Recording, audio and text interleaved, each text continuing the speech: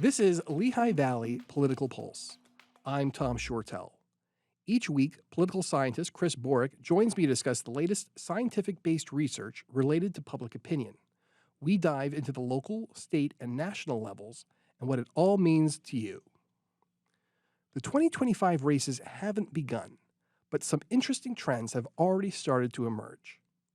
A few candidates running for positions in local county government are already talking about tackling the cost of housing. Chris, you've done polls about the quality of life in the Lehigh Valley. How do people feel about the housing situation in the region?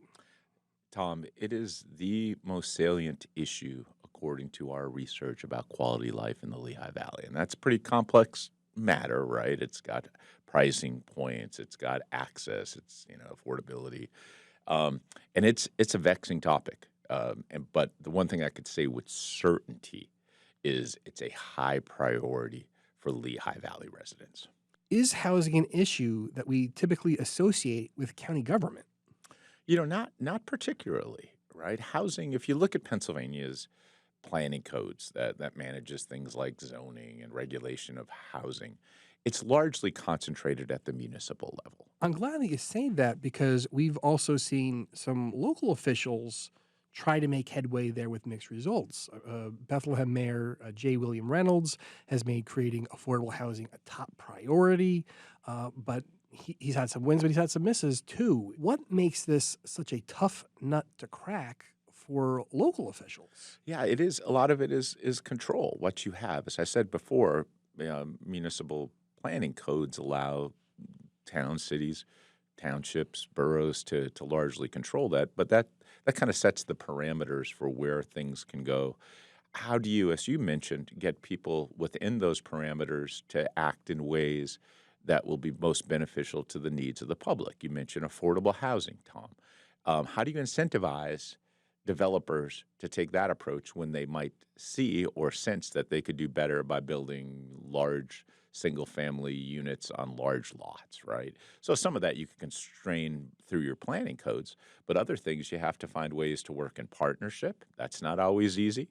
Find ways to incentivize through tax structures, which are costly and sometimes slow-moving as a mechanism to get the results. So housing's not a particularly easy topic, despite its saliency for government officials to embrace. Do modern politics incentivize elected leaders to address big, unwieldy issues like housing? The answer is no, Tom. You have reason to want to try and address it, but the complexity of these big, unwieldy issues that you mentioned make them really vexing for elected officials. So you want wins, right? If you're an elected, you want to say, hey, look what happened under my watch. An area like housing, again, with all the moving parts, all the challenges of being to orchestrate it and meet the demands of the public, doesn't create a scenario where it's as directly attainable in terms of those successes. And that's why, as much as it's being pushed by the public right now and the demands are there, the ability of the elected officials in the areas to really meet those demands and address the problems, some of the underlying causes of those problems is pretty challenging. Even for something as salient as housing, like you're talking about, like people are demanding this, like you're hearing about it anytime you do like a man on the street interview. But you're saying that it's not in the politician's best political interest to be digging in. Well, on that? it's in the best interest of the politician to acknowledge the problem and say you're working on it and try to find some successes of what you've done. You've mentioned, what's happening in places like Bethlehem, where the mayor has been engaged in this issue to try and say, look, here we're working on this. And so there's every reason in the world for an elected official to be engaged in the matter. How much they want to rest everything on an issue where their control ultimately is fairly limited is another story. That's Muhlenberg College political science professor Chris Borick. This has been Lehigh Valley Political Pulse. I'm Tom Shortell.